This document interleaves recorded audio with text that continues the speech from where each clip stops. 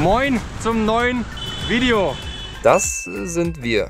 Wir sind motiviert und haben Bock auf ein Abenteuer im Himalaya. Aber Nepal sollte das Land sein, in welchem wir unsere Weltreise beinahe abgebrochen haben. Warum wir nach ein paar Tagen mental am Ende waren, seht ihr in diesem Video. Wir überqueren hier gerade den Grenzfluss nach Nepal.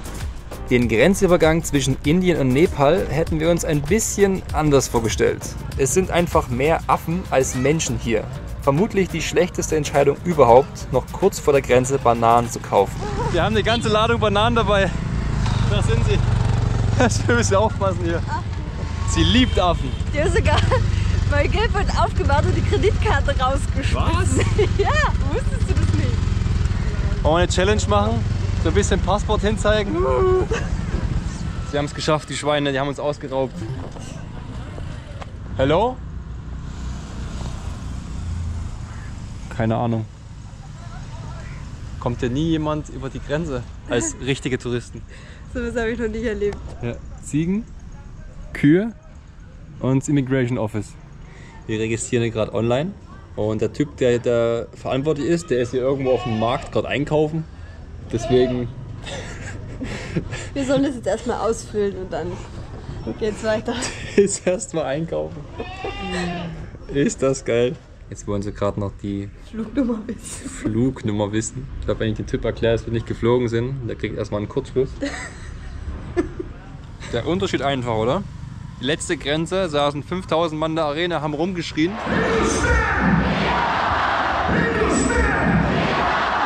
Jetzt erstmal hier eine Banane im Garten. Wann kommt denn der Typ? Ist er fertig mit Obst einkaufen?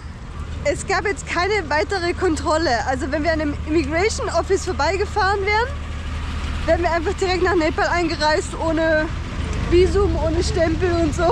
Ohne Geld zu zahlen. Ohne Geld zu zahlen. Wir haben jetzt zu Indien eine Viertelstunde Zeitverschiebung. Das ist echt seltsam, wenn wir uns mit unseren Eltern telefonieren. Es wird immer später und jetzt sind es 4 Dreiviertelstunden. Wer hat denn das erfunden? Jetzt sind wir in Nepal. Yes. Landnummer, lass mich nicht lügen. Wir wissen es ganz genau. 25. Wer jetzt denkt, wo sind eigentlich die Berge? Die sind doch in Nepal. Dem müssen wir sagen, diese gibt es nur im Norden.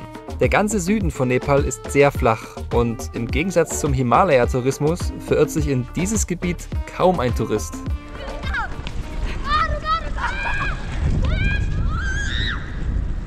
Boah, die ist ja richtig ausgeflippt gerade. Ja. Was war denn mit denen los? What? Da ist ein Schild mit einem Elefanten drauf. Achtung, langsamer fahren. Wildtiere laufen hier drüber. Franzi, gibt's hier Elefanten? What? Ich will Elefanten sehen. Hä? Das war doch einfach nur ein Bild, da gibt's ja keine Elefanten. Doch, hier gibt es Elefanten, na klar. Wilde? Ja. Also wenn wir auf dem Fahrrad einen Elefanten sehen sollten, das würde sowas das Kamel überbieten. Cooles Termitennest. Boah, und da, boah, da muss eine riesen Vogelspinne drin sein. Der Dschungel von Nepal ist sehr lebendig. Neben Elefanten gibt es auch Nashörner, viele Affen und Wildschweine und auch Tiger, welche für uns beim Zelten die größte Gefahr darstellen. Die Frage ist halt, ne, wo wir schlafen heute. Ja. Also klar, hier ist schon mal viel besser als in Indien. Es ist nicht so viel zugebaut, aber hier ist halt Dschungel, ne? Guck mal, wie dicht der Wald ist. Finden wir schon was, glaube ich. Schau, da ist zum Beispiel so eine Licht.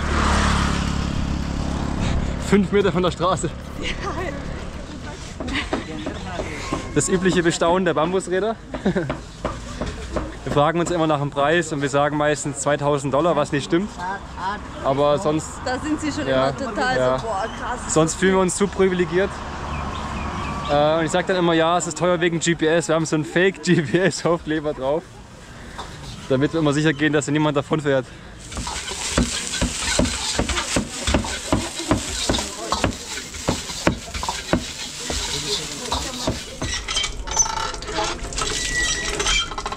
Wir haben jetzt gerade 100 nepalesische Rupie gezahlt für das Essen. Das sind circa 80 Cent oder so in Euro. 70, 80 Cent, ja. 70, 80 Cent. Verrückt. Für 2 Portionen Nudeln.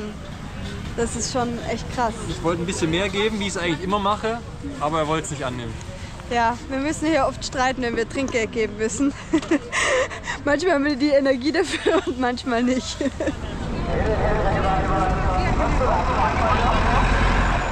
Da ist einfach mal ein Rummel. Da ist ein Riesenrad. Wo kommt denn das her? Man kommt ja aus dem Dschungel rausgefahren, dann sieht man ein Riesenrad. Also die Preise erstaunen mich hier wirklich oder erschrecken mich. Wir haben jetzt 4 Mittagessen und 2 Wasserflaschen für nicht mal 2 Euro. Bis 2016 war Nepal neben Afghanistan das ärmste Land in Asien. Abseits der Touristengebiete wohnen die Menschen in sehr einfachen Häusern. Und die meisten leben vom Ackerbau und Viehzucht. Namaste. Und wie schaut's aus? Ich weiß nicht, es sind also kleine Büsche. Wir sind ein bisschen außer Übung, wir haben schon lange nicht mehr wirklich viel gezeltet, ne? In den letzten Wochen. Indien war es nicht möglich. Ist dies hier ein guter Platz oder nicht? Noch weiter rein weiß ich auch nicht. Es wird immer nur dschungeliger. Ich habe irgendwie ein bisschen Angst vor Tiger. Ja, ist möglich. Es soll es nicht nur Elefanten geben, sondern auch Tiger und Nashörner. Nee, Rhinos. Rhinos, also wie nennt man das? Wir sind voll informiert. Und Affen vor allem, da haben wir auch Angst davor. Ja, Affen klauen halt nur. Ein Tiger wäre halt ein bisschen, weiß Für nicht, ihn appetitlich. spontaner. Jetzt sind wir schon ganz schön tief drin, ne? Hier wohnen doch bestimmt ein paar Elefanten. Oh Gott, Franzi, wo geht's hier hin? Hier geht der Autoweg weiter. Oh, schau mal, da ist. Oh Gott, Das sieht gruselig aus. das sieht richtig gruselig aus. Wo sind wir hier? Das schaut doch schon viel besser aus. Hier haben wir eine schön gerade Fläche. Wir sehen auch, was los ist. Ich glaube, ich habe gerade schon ein paar Affen gehört. Deswegen, deswegen müssen wir ja gleich 12 Bananen wegessen. Nicht, dass es mir so geht wie an der Grenze. Und guckt euch mal diese Wurzeln an. Die sind so cool. So abstehend, ne? Komm gleich, okay? Ich will nur noch mal diese Termitenhügel zeigen. Die sind hier überall. Manchmal sind die richtig hoch. Das ist so gut gebaut. Aber die sind doch alle leer, oder? Sonst sieht man doch bestimmt welche. Es ist einfach so schön, dass es jetzt wieder so ruhig ist, dass wir wieder Wald haben, dass wir wieder alleine sind. Das hat uns oder mir auf jeden Fall extrem gefehlt. Ne? Dir auch? Ja. Überhaupt mal wirklich phasenweise keinen Mensch zu sehen, tut einfach total gut. Boah, ja. Also wirklich wieder so in der Natur sein zu können, unbezahlbar. Das war gerade richtig komisch. Da war gerade ein Tier. Das muss ziemlich groß gewesen sein, ne? Ich dachte, das war das Schnaufen von einem Tiger oder sowas. Weil man irgendwie in der Nacht so manchmal aufwacht, so, was ist das? Gleich vom Schlimmen ausgeht oder so, ich weiß nicht. Einen Tiger würde man nicht hören. Ist wieder? Aber es war entweder ein Elefant, ein Nashorn oder ein Stachelschwein. Wieso ein Stachelschwein? Weil das gegrunzt hat. Ein Wildschwein grunzt nicht. Ich meine doch eigentlich ein Wildschwein. Okay. Und da ist das Kleine davon. Echt? Das war eine Mutter mit ihrem Kind, sage ich dir. Aber, Spurenleser-Profi. aber stimmt, ne? Hier ist echt so kleine Spur und eine große Spur. Wenn man so ein normales Schwein nimmt, da ist das schon eine große Tatze, oder? Tatze. Dann war es noch ein Tiger. Hufe. Hufe.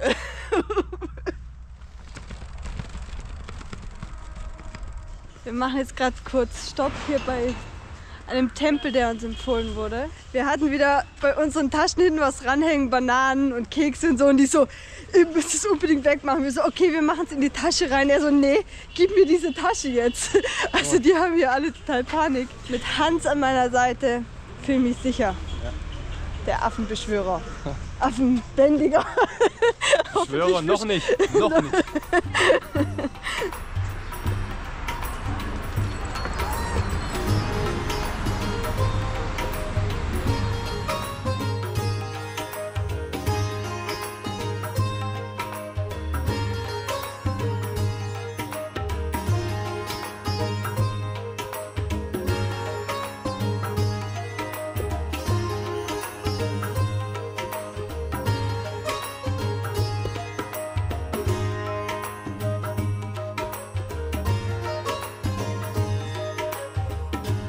was wirklich außergewöhnlich ist, was wir eigentlich bisher nur in Tadschikistan so hatten, so ausgeprägt, die Kinder.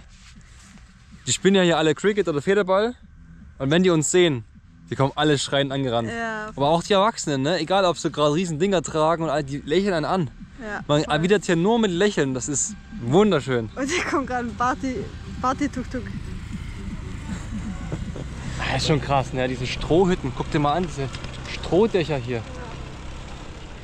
Da sind sie doch, unsere Freunde aus der Nacht. Guckt euch mal die Prachtexemplare an hier.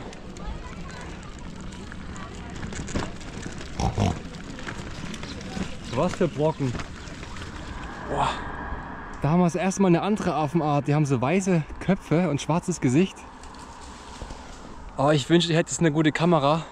Wir bekommen jetzt bald eine. Wenn Franzis Eltern kommen, bekommen wir eine Kamera, die richtig gut zoomen kann. Hat uns richtig gefehlt bisher.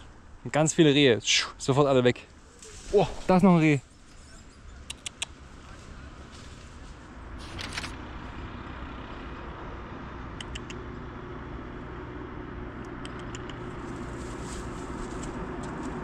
Die Affen sind viel cooler, die wirken viel friedlicher. Die rennen auch weg. Ja, die rennen sogar weg, wenn man Bananen hat. Was sind das für Affen? Da war der Checkpoint. Wir durften gerade nicht durch. Weil es hier Tiger gibt und es anscheinend sehr gefährlich ist. Ja. In Nepal gibt es einige Nationalparks, in denen man nicht Fahrrad fahren darf. Tigerangriffe auf Menschen sind zwar selten, aber sie kommen vor. Wir fragen immer die Menschen in den Dörfern, ob es hier sicher oder zu gefährlich ist. Das war jetzt eine ganz schöne Nacht- und Nebelaktion, so hat sich zumindest angefühlt. Irgendwie wurden wir auf dieses Auto drauf geschmissen und dann mussten wir jetzt hier hinten oben die Stellung halten. Der ist gefahren wie ein wild gewordener Affe. Also sie saß mit dem Hintern hinterm Auto. Also das Fahrrad ist einmal abgerutscht. Wenn das runtergefallen wäre, dann wären wir mit runtergefallen.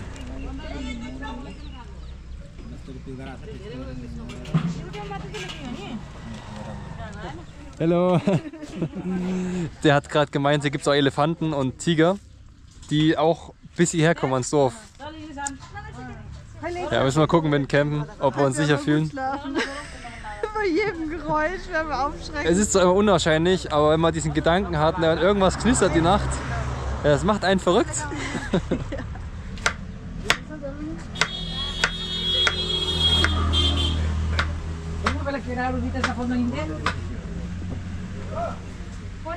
Guten. Guten. Wir haben Ihnen jetzt auch noch mal ein Bild gezeigt von unserem Zelt, damit die verstehen, dass wir im Wald schlafen. Und die haben halt gemeint, ja okay, fahrt nach 16 Kilometer, da kommt ein Dorf und da in der Nähe sollt ihr schlafen. Weil es hier anscheinend wirklich zu gefährlich sein soll. Hätte ich nicht gedacht. Den Ratschlag befolgen wir. Ja. Boah. Boah. So riesige Geweihe habe ich noch nie gesehen. Also zum Körperverhältnis. Und das sind so weiche, so buschige Geweihe, ne? Wie so Rentiere. Und Pfauen gibt's hier auch. Ich werd blöd. Ich werd echt bekloppt. In welchem Zoo sind wir hier gelandet? Da ist er.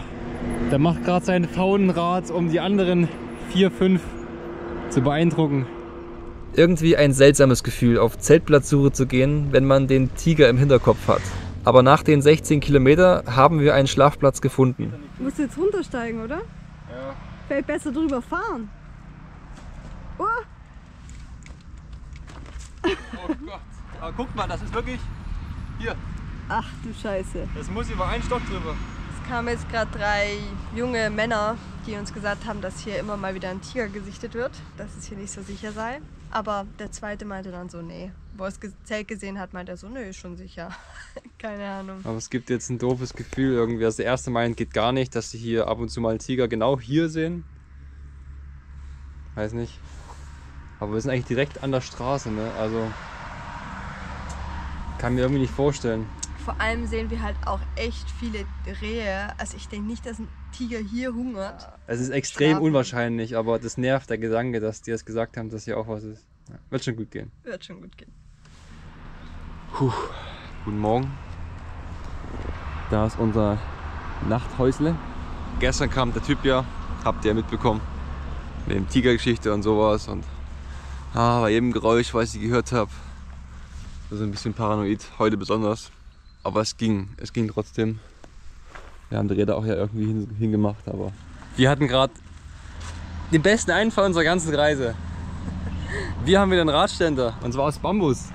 Richtig cool, weil es ja alles voller Bambus in dem Wald. Und die Affen haben uns gerade Kekse geklaut, während wir den Bambusstab geschnitzt haben. Aber ich bin aufgeregt, weil wir haben endlich wieder mal einen Ständer. Namaste.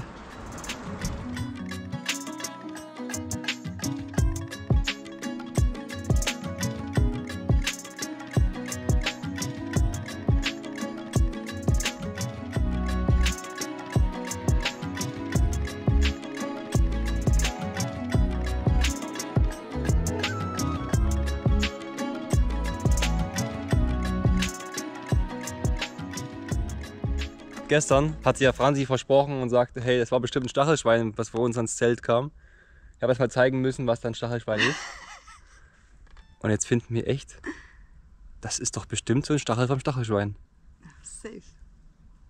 Bestimmt. Jetzt müssen wir uns noch irgendwie eins organisieren und dann können wir Mikado spielen. Das Mikado-Spiel ist komplett. Du sagst es. Cool, noch nie sowas gesehen in echt. Wir fahren ja heute schon den ganzen Tag durch den Dschungel mehr oder weniger. Jetzt haben wir schon 70 Kilometer. Aber wir schaffen es nicht raus aus dem Nationalpark. Es sind noch 30 Kilometer und es wird langsam dunkel. Ja, wir hoffen, dass ein kleines Dorf kommt, weil hier wollen wir echt nicht zelten. Gestern war es ja schon ein bisschen komisches Gefühl, aber heute, super, das schaut nach einem Dorf aus. Sehr gut.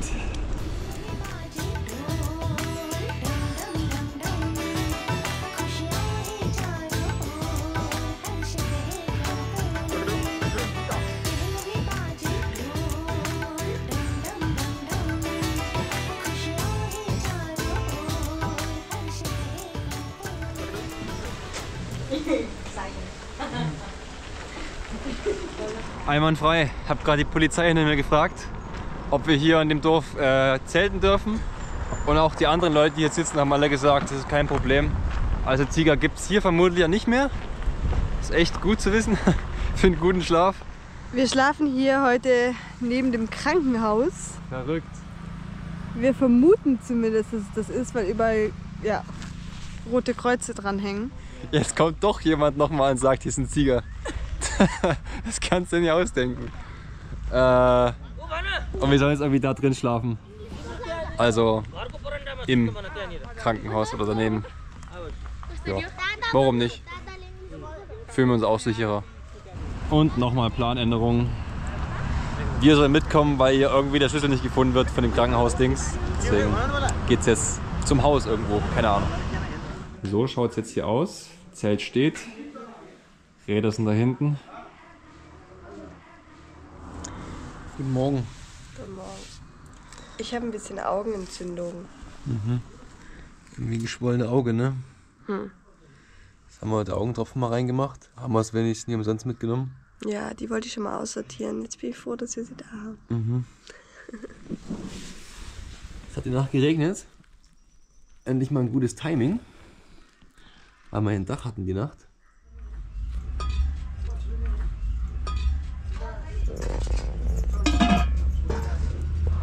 Wir haben jetzt hier das erste Mal Thali. Das ist in Nepal eigentlich auf so einem großen Tablett. Ich denke mal, es wird noch oft sehen. Mit so verschiedenen Sachen Zeug. Also das ist sowas wie Spinat oder Mangold, Blumenkohl und halt so Dal, ne? Also Linsen. Und normalerweise ist es so, dass man, wenn man es alle hat, dass man immer wieder nachfüllen kann, ohne dass es mehr kostet. In dem Fall reicht es alle. Aber normalerweise ist es so und das finden wir richtig, richtig gut. Oh, ist das lecker. So lecker. Oh mein Gott.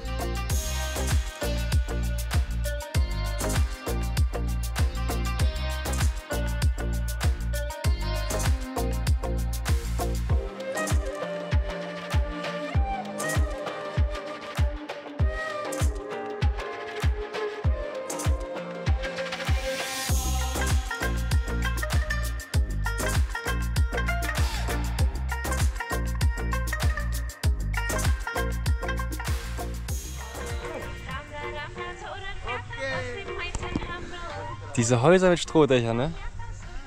Ich weiß, habe ich ja schon oft gesagt, aber das ist nicht so faszinierend. Namaste. Wow! Namaste. Ich weiß auch nicht, was sie haben. Das sind doch hübsche Frauen. Warum müssen die immer kichern, wenn ich nur Namaste sage?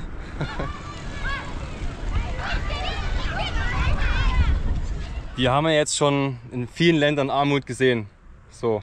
Und ich weiß nicht, ob man es nachvollziehen kann, aber diese Armut hier, die bedrückt mich nicht so. Die leben zwar auch hier mit Strohdächern bedeckt, oder? Und in Lehmhütten, aber es ist irgendwie was anderes. Es sieht halt alles so sauber und gepflegt aus und irgendwie die Menschen sehen so glücklich aus. Ne? Ja. Deswegen, Du hast gesagt, es ist wie aus einer anderen Zeit einfach. ja, es fühlt sich an wie eine andere Zeit. So in Indien ist schon ein Smartphone überall da und überall Ziegelhäuser und aber trotzdem ist da voll die Armut, ne? Aber hier kommt das irgendwie so ein bisschen mittelalterlicher vor, aber so normal in die Zeit passend. Ja. Kann man das verstehen? Und es wirkt viel friedlicher. Also die Inder und die Nepalesen, die sind gleich interessiert, würde ich sagen, an uns. Aber die Inder, die halten uns an, machen ein Foto und tschüss. Die haben ihre Trophäe, quasi das Bild mit uns, oder? Weil sie auf TikTok, weil sie auf Instagram irgendwo posten wollen. Aber hier freuen sich, kommen an, hallo, ein paar Wortwechsel und dann freuen sie sich einfach, oder? Ist voll anders, weil die Inder, die haben teilweise nicht mal Hallo gesagt. Die sind Nee. einfach gekommen, haben ein Foto gemacht und sind wieder gegangen. Das sind immer unsere eigenen persönlichen Erfahrungen. Ja? Das kann man nicht völlig verallgemeinern, aber das ist, was uns so oder mir so aufgefallen ist. Die nächsten Tage waren nicht einfach für uns. 200 Kilometer staubige und vielbefahrene Schotterpisten haben unsere Stimmung kippen lassen. Und Motivation zum Film hatten wir in dieser Zeit auch nicht. Wir merken das erste Mal, dass wir so richtig müde von dieser Reise sind.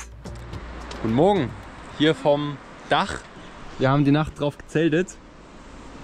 Das ist gerade irgend so ein Restaurant, wo wir hier drauf schlafen. Haben wir gestern mal gefragt, ob wir hier oben pennen können, weil links der Hang ist und rechts halt ein Berg ist. Ja, wir sind endlich in den Bergen. Es tut so gut, mal wieder schönen Ausblick zu haben, ein bisschen Natur, die auch der Seele gut tun.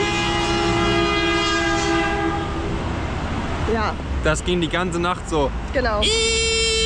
Alle hupen wie Sau, wenn sie ein Haus sehen. Ich keine Ahnung, was mit den Leuten los ist. Wir hatten Oropax drin und es war trotzdem brutal laut. Es war extremst laut. Ich habe trotzdem ganz gut geschlafen, Hans, weniger. Aber wir sind jetzt auf jeden Fall richtig froh, dass es jetzt in die Berge geht und das mit dem Smog soll jetzt auch immer weniger werden. Mal ganz ehrlich zu sein, wir hatten echt ein ganz schönes Down. Ja, das war echt. Wir hatten wirklich mal ein richtiges Down, weil nach den Bergen von Pakistan war es flach, Indien war flach, jetzt Nepal am Anfang, das war schon besser, aber immer noch flach. Wenn man die ganze Zeit einfach nur so vor sich herfährt und auf diese Kilometerzahl drauf guckt, das war echt hart. Sowas nennt man, glaube ich, wirklich Reisemüdigkeit. Da berichten voll viele davon, wenn sie irgendwie vor ein Jahr gereist sind oder ein Dreivierteljahr gereist sind, dann kommt so ein richtiges Breakdown, oder? Man hat ein paar Dinge erlebt, wenn es langweiliger wird, dann weiß man nicht, warum man die Sache überhaupt noch macht und sowas. Und wir müssen da rauskommen irgendwie. Und ich meine, wenn es so anhält, dann beendet man die Reise. Da Ja, machen wir uns klar. nichts vor, oder? Es soll ja Spaß machen. Sobald der Spaß weg ist, hören wir auf, oder? Ja. Aber wir geben halt dem noch eine Chance jetzt, wie das in Nepal ist oder wie es vielleicht danach in Tibet oder Südostasien ist. Aber wenn es da immer noch so bleibt, dass wir sagen, irgendwie fühlen wir es nicht mehr, dann hören wir auf. Ja. Zu diesem Zeitpunkt wussten wir noch nicht, dass der mentale Tiefpunkt noch bevorsteht. Neben dem, dass wir uns die Bergstraßen von Nepal anders vorgestellt haben, kommen auch noch andere private Faktoren dazu.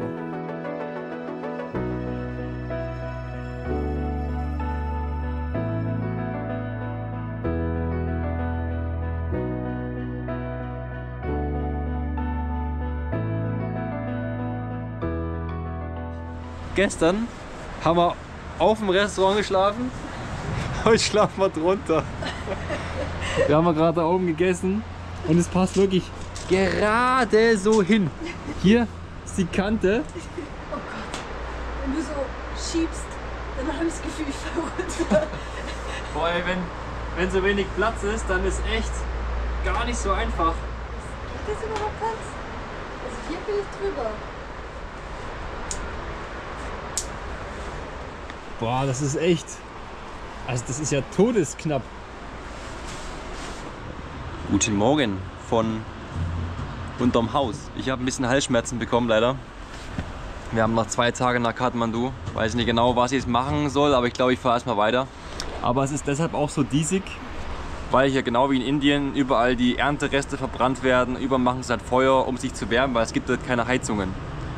Und das wird erst im März so richtig besser. Um mal so einen kleinen Einblick zu bekommen, was bei uns so Kathmandu jetzt durch den Kopf geht oder was wir da machen müssen. Wir brauchen vermutlich ein Indien-Visum wieder, weil wir nach Indien vermutlich rein wollen. Wir brauchen unbedingt eine Möglichkeit, durch Tibet zu fahren, weil man darf mit dem Fahrrad durch und es gibt sonst keine andere Möglichkeit. Und das ist ungefähr $1000 oder Euro pro Person für Auto und Guide. Das ist echt übel, ne? Ansonsten kommen auch Franzis Eltern. Ja, endlich. Wieder ein bisschen Familie. Ja, das vermisst du schon sehr, ne? Ja, total. Ach du Scheiße. Oha. Wir schütteln gerade hier das graue Ding aus, wie immer, die Plane unter dem Zelt. Da ist einfach ein Skorpion. Da ist einfach ein Skorpion. Lebt er noch? Ich glaube schon. Ach, nicht anfassen. Ich fasse den noch nicht an.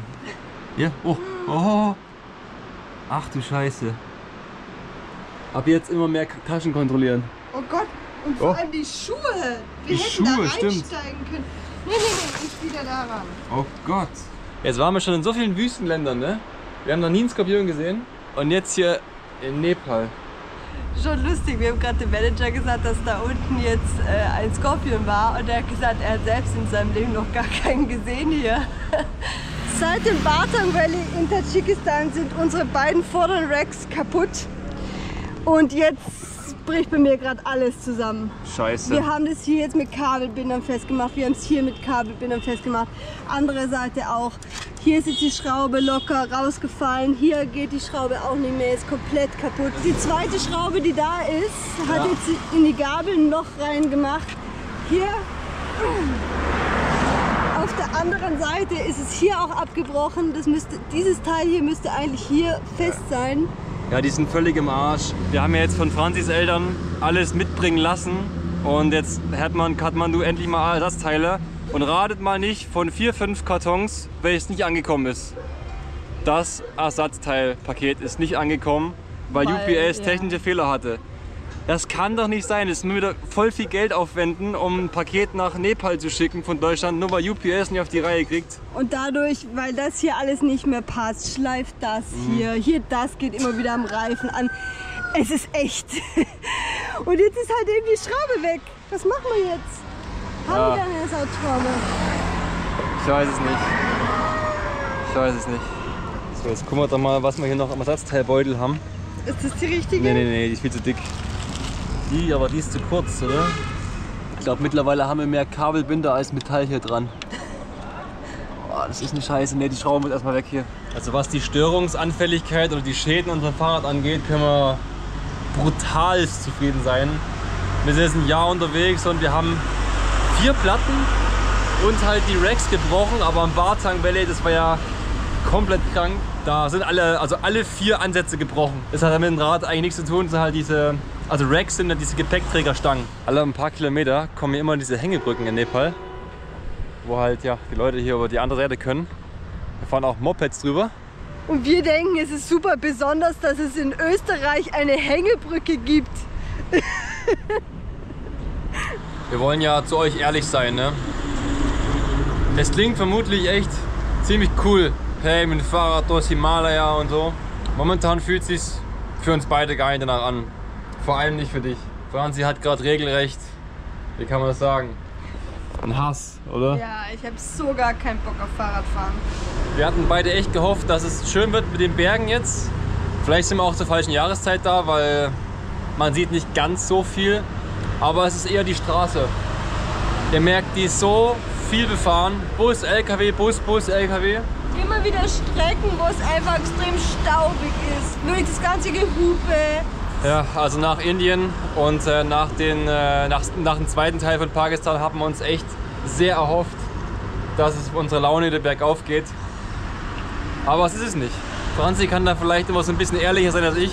Ich denke immer so, ja komm, das wird schon morgen besser, aber ist gerade irgendwie eine schwere Zeit für uns. Ja, und das ist halt so ein bisschen Hans, so eine Art mit Dingen umzugehen. So, ja, jetzt noch durchbeißen, danach wird es besser. Und ich bin immer mehr, dass ich mir denke, nee, ich habe gar keinen Bock auf Durchbeißen. Ich will, dass es jetzt cool ist und sonst will ich, dass es anders ist. Geht natürlich nicht immer, manchmal braucht es Durchbeißen. Aber so wie jetzt, wo es jetzt wirklich seit 2 Monaten sich durchzieht, dass wir eigentlich eine schlechte Phase nach der anderen haben. Ich weiß, es ist einfach deprimierend. Aber es ist eigentlich seit 2 Monaten, dass die Freude fehlt. Und es gab natürlich immer wieder Momente, wo es cool ist und so. Also das kann man überhaupt nicht bestreiten. Aber es ist auf jeden Fall so, dass es nicht immer so spaßig ist. Auch wenn man sich dafür entscheidet, auch wenn es die vermeintliche Traumreise ist. Deswegen müssen wir jetzt mal gucken, wie wir weitermachen. Ja, tut uns leid für die doch negative Stimmung, die wir gerade mal abgelassen haben vor der Kamera. Es hat auch nichts mit dem Land Nepal oder mit den Menschen hier zu tun, weil das Land ist ziemlich sicher sehr schön und die Menschen sind auch total nett. Aber so geht es uns halt gerade. Und es hat sich halt eben so angestaut. Wir versuchen halt immer irgendwie so einen ehrlichen Einblick zu geben, wie es uns geht. Und damit ihr mal nachvollziehen könnt, was wir mit staubiger Schotterpiste meinen, das schaut die ganze Zeit so aus.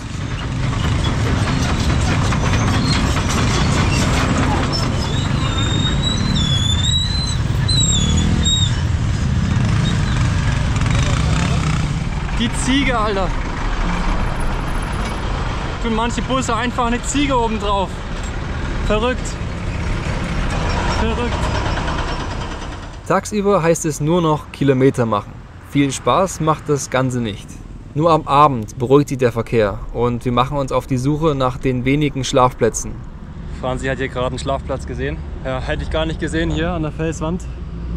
Ist minimal schräg, aber alles neben der Straße ist ja Nutzfläche oder Hang. Es gibt keine andere Möglichkeit. Ja, heute wirklich ein sehr schwerer Tag. Nicht nur, was ich euch vor uns gesagt habe, sondern auch beziehungstechnisch. Gar nicht einfach momentan. Viel geredet heute, viel geweint. Ja, und vor allem du brauchst mal eine Zeit ohne mich. Und das ist immer wichtig in irgendeiner anderen Beziehung, aber bei so einer Sache wie hier ist es halt sehr schwer einzurichten. Und jetzt kommen gerade die ersten Pläne, dass wir irgendwo dann Südostasien mal getrennt fahren. Und auch jetzt in Kathmandu, dass ich dir die Zeit lasse. Aber ich verstehe es komplett zu 100%. Lieber jetzt mal ein Stück getrennt fahren und den Abstand lassen, als die Reise ganz abzubrechen und das, was wir damit geschaffen haben, bis jetzt irgendwo zu begraben. Das wäre total schade. War heute einer der seltenen Momente, wo wir sogar ab und zu mal so Abbruchgedanken hatten. Aber wir schaffen das schon.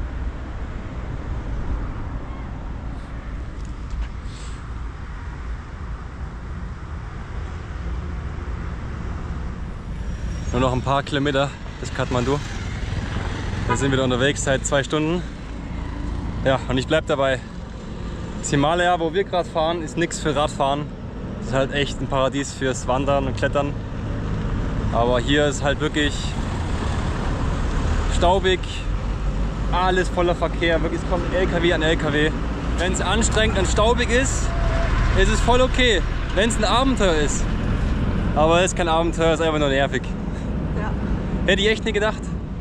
Und weiter geht die übelste Staubschlacht, die wir uns vorstellen können. Das Grün der Bäume erkennt man teilweise gar nicht mehr. Und das Einzige, was wir wahrnehmen, sind Motorengeräusche und Hupen.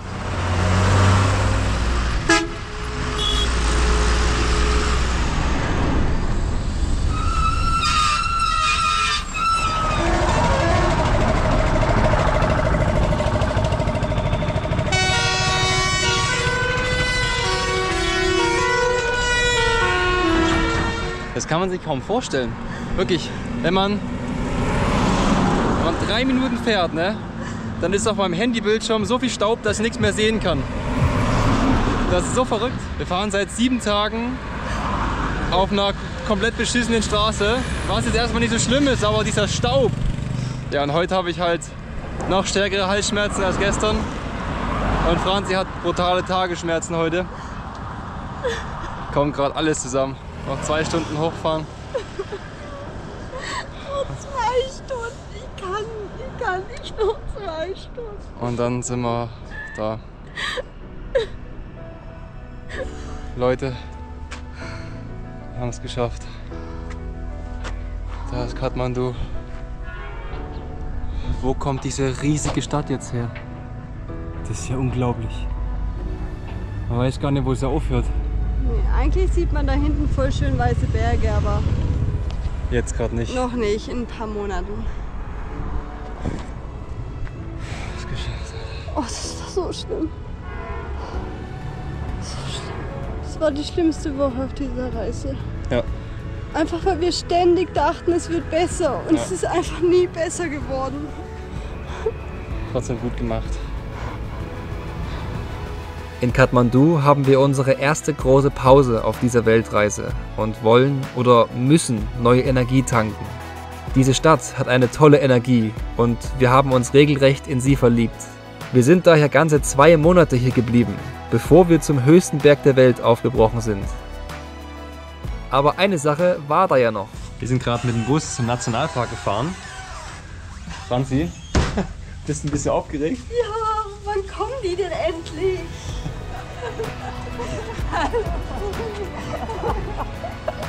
Oh, flop, flop.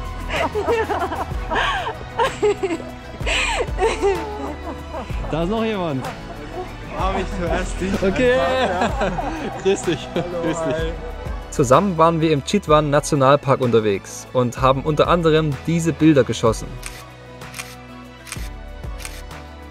Auf dem Fahrrad sind wir zwar keine Elefanten oder Krokodile begegnet, aber das war vielleicht ganz gut so. Dieses wilde Nashorn hier, was einfach mal so durch unsere Hotelanlage durchspaziert, hat eine sehr spezielle Geschichte. Dieses Rhino, das ist echt, naja, das ist hier aufgewachsen in diesem Hotel und die haben das zwar ausgewildert, also in die Natur wieder gebracht, aber es kommt wohl immer wieder hier zurück, weil es gewohnt ist, ja auch in den Restaurants und Shops, wo es klein war, es hat es immer Essen gebettelt. Es kommt immer noch wieder zurück. Jetzt ist es viel zu groß und ist die ganzen Pflanzen weg, deswegen ist es nicht mehr so gut. Aber ja, auf jeden Fall lustig und für uns eine tolle Attraktion, weil es eigentlich ein wildes Tier ist, das aber hier in diesem Hotel quasi heimisch ist und gerne mal durch die Straßen läuft. Zurück in Kathmandu bereiten wir uns auf ein richtig großes Abenteuer vor. Im nächsten Video geht es zum Mount Everest. Wir sehen uns.